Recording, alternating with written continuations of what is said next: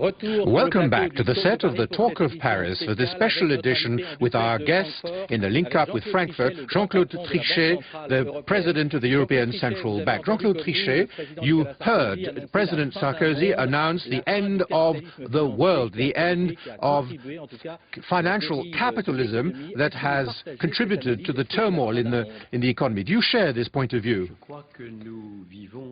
I believe that we're now experiencing a very special period, a very serious period in the economic and financial history.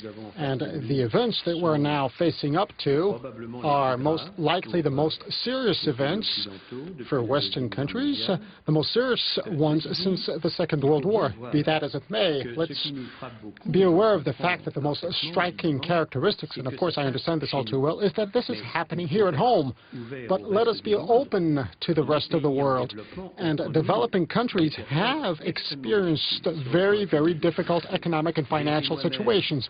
I was myself the head of the Paris Club for 10 years in the 80s, and almost all of the Latin American emerging countries, the African, the Middle Eastern emerging countries, as well as the Eastern European emerging countries, ended up in very, very dramatic situations. And what really strikes us here is a highly serious event. Now, other economies and countries had to face up to those very serious experiences, be that as it may, and this isn't the Second World War, but be that as it may, those are very serious and very important situations which need to go to, which really need to encourage us to draw all the lessons, and let's not actually provide any extraterritorial bias to any institution, and this should not be reiterated, and this is very, very important. So we really have to iron out all of those elements pertaining to the world financial institutions to avoid this to repeat itself. You have a big responsibility. You're the defender of the euro. Let's review the course of your career by looking at this profile by France 24. Difficult to satisfy everybody. It's a sentence that could well sum up the complexity of his role at the head of the European Central Bank. After studying in Nancy, Paris and Strasbourg, this native of the city of Lyon was an advisor for Valéry Giscard d'Estaing. He then became the principal private secretary for Édouard Balladur at the Ministry of Finance, Treasury Director in 1987, then Governor of the Bank of France. Maybe the role at the head of the European Central Bank was the inevitable next step. But it was not to be, at least not at the first time of asking. A Franco-German quarrel led to Dutchman Wim Duesenberg snapping up the post in 1998. It did become his in 2003 after his discharge in the Crédit Lyonnais affair. After plenty of experience with the French franc, his new responsibility is the euro. He might be considered overly rational by his enemies, but for this uncompromising monetarist there's only one obsession: to avoid inflation. He's criticized by French President Nicolas Sarkozy for not lowering the ECB's key rates. But he defends his independence. Unloved in France, he's the perfect scapegoat. He's accused of all of France's troubles. A lot of Europeans, meanwhile, appreciate this rigorous Frenchman's qualities. The Financial Times made him their Man of the Year in 2007. As a true European, he said he hadn't arrived at the ECB as a Frenchman. But France remains dear to him. This married man with 2 sons often returns to his passions, maths and the poetry of Mallarmé and Rimbaud. A poetry-reading banker, maybe it's a remedy for the stresses incurred in the marketplace. You haven't had much time to read poetry.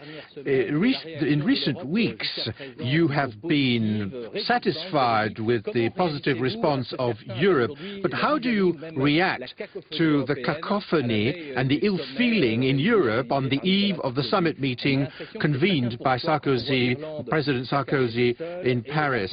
Ireland seems to be going it alone, and the others are split. The rest of Europe is split.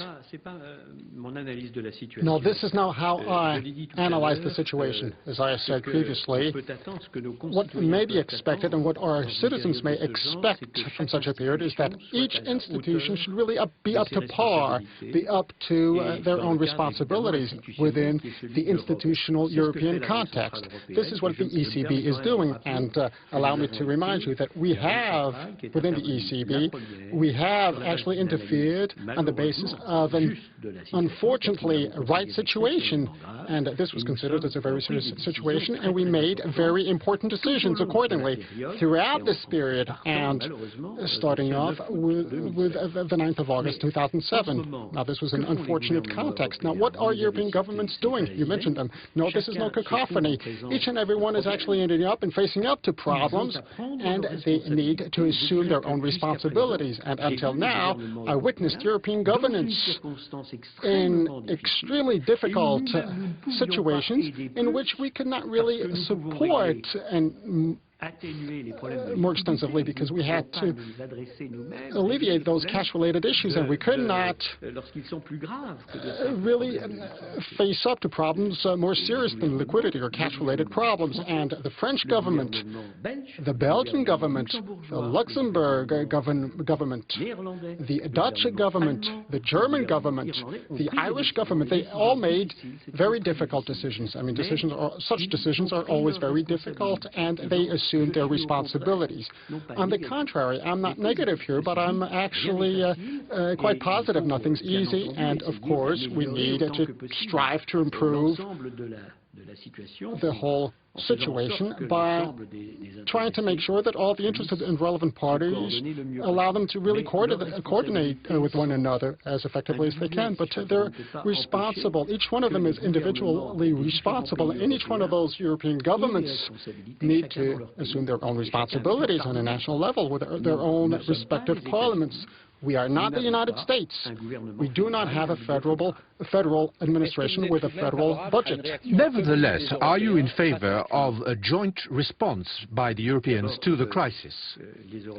First of all, it is quite fortunate to see that the Europeans have a European bank. At least the Eurozone has a European Central Bank, and that bank made joint decisions in the Eurozone, and this since the beginning of the crisis in extremely difficult situations. Now, furthermore, the Commission jumped in, and the Commission is quite extraordinary. And I would like to pay tribute to the head of the Commission, and Joachim Almunia, most particularly, because he's the Commissioner whom we're constantly working with. The Commission is really doing a great job, and decisions need to be made on governmental levels, and I encouraged governments to make the necessary decisions at the right time. Now, today, I do not understand why the situation should be negatively described as to what has already been done under, once again, very difficult circumstances, and decisions were very, very, very difficult and had to be made in a very short period of time. And I would like to encourage all the relevant and competent parties to really press ahead and assume their responsibilities. But when we see that the Élysée Palace and Mr. Sarkozy is preparing a 300 million euro plan, it looks like a Paulson plan. Are you in favor of a European or Juncker Paulson plan? I have absolutely no idea whether such a plan can be labeled this way. On the contrary, this was denied, and let me remain very cautious. Let me just tell you that each one of us need to take our own responsibilities and be fully faithful to European principles and the single European market. We're now in a 27-member market, a single market with a single currency with 15 countries, and 16 countries will, the 16th country will join tomorrow in the future. And once again, I think we are all facing up to this very difficult situation. We need to make rapid and snappy decisions in the face of those circumstances, and we'll see how things may evolve. But as far as I know, no plan has been tabled as the one proposed in the United States and in the European institutional context. I don't know how we could actually follow suit. No, Once again, we have no federal budget and we have no federal administration, but on the other hand, we can coordinate as much as we can within the context of European institutions. We can coordinate all those European countries, but I would not like to look ahead as to what is going to be said after the summit, which is going to be organized under the auspices of the French presidency. To sum up, you're not really in favor of a European plan, are you? No, I don't think this is the right way to put it. No, I'm in favor of the fact that Europeans should really deploy all the relevant efforts, and I myself ask the government to assume their responsibilities, and we shall see what will come out, or at least what the major guidelines will be after the Paris meeting. But once again, saying that we should really copy what the Americans are doing, no, this is naive. We are not the United States. I do trust the governments and I trust the Commission, and I think we are going to find the relevant response. How far can the European Central Bank go to give breathing space to the banks and to prevent the paralysis of money markets?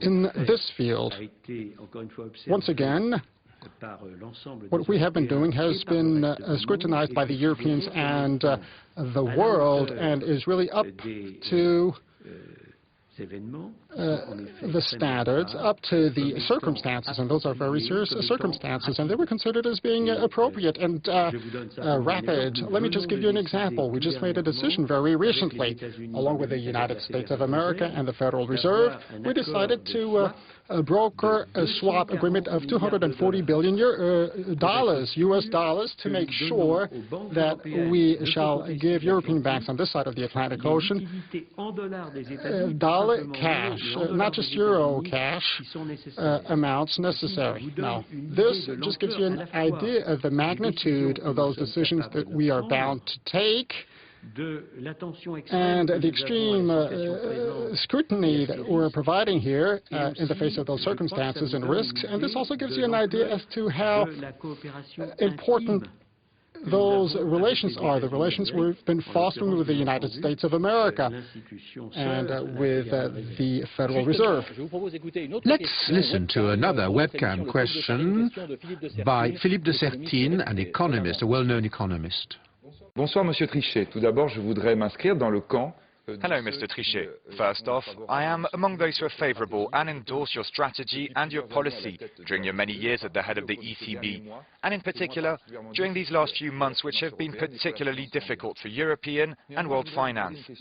Nevertheless, I would like to ask you a question. Today, the United States tends towards simplifying the regulation of financial markets. The principal regulator has become the Fed. Do you believe the BCE in Europe should take on the same role as the Fed, a sort of police force for European financial markets? If this does not come to pass, aren't you afraid that the international role and status of the BCE will gradually be weakened, particularly in comparison with the Fed, whose capacities will be enlarged? Thank you for your reply. So, an ECB, which is the gendarme of European markets, is that possible? First of all, let me tell you that the remarks in question was extremely interesting and relevant.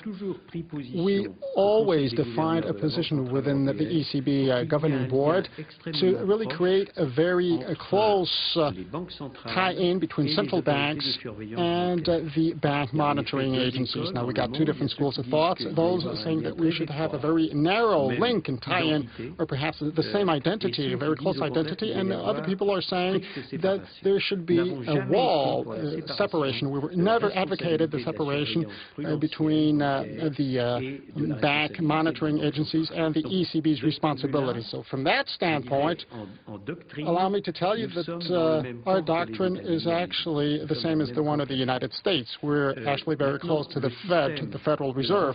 Now, the European Central Bank's system and the Euro system, along with national banks, is decentralized. And as a result, many national central banks, such as Banque de France, for instance, as well as the Netherlands, the Dutch Bank, and in some ways, the Bundesbank also have prudential banking responsibilities. And the whole team, you know, we're making up a team when you think about it, the ECB, we are actually 16. Now, we got the ECB and 15 other national central banks, and we're working in team. We do teamwork to implement the money policy at the governing board. Now, so far as the watchdog issue and the prudential agencies, now several members of the team have their own responsibilities, and for the time being, we are implementing this decentralized system. This system needs to work as effectively as possible, and I do believe that many people are saying that central banks need to reinforce their prudential roles, and this is the right analysis. I agree. I endorse this attitude, and I endorse what the professor has said, and I believe that we need to head in that direction, and this is what experience shows us.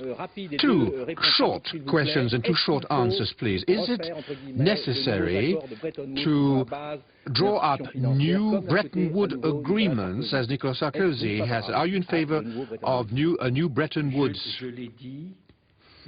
I have said that already. The events we're now experiencing have not or had not been observed since the Bretton Woods agreements, and we need to draw all the consequences. Those events should not be repeated. We can undergo major changes, and we, as I said, should not focus or should not be biased from an extraterritorial standpoint. We should not over-focus on one institution more so than other institutions. No markets, no financial instruments, and no public authorities should be scrutinized more than others. So you're in favor of change? You're in favor of change, in a way? Of course. I endorse change, I endorse reforms, and I would like us to draw all the possible lessons from the observations we've been making. This should not be repeated. Now, of course, I am in favor of reforms and changes. Last short question. For the Paris summit to be a success, what is necessary? What will be necessary?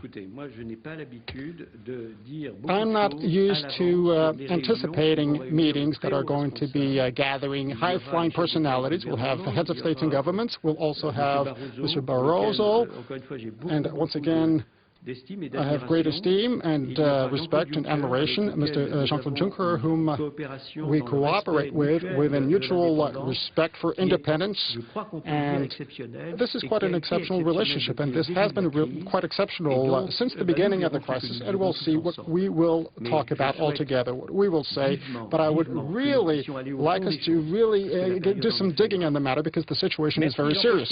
Thank you, Jean-Claude Trichet, for having participated in this special talk of Paris on the financial crisis. Join us again next week for another edition. See you soon.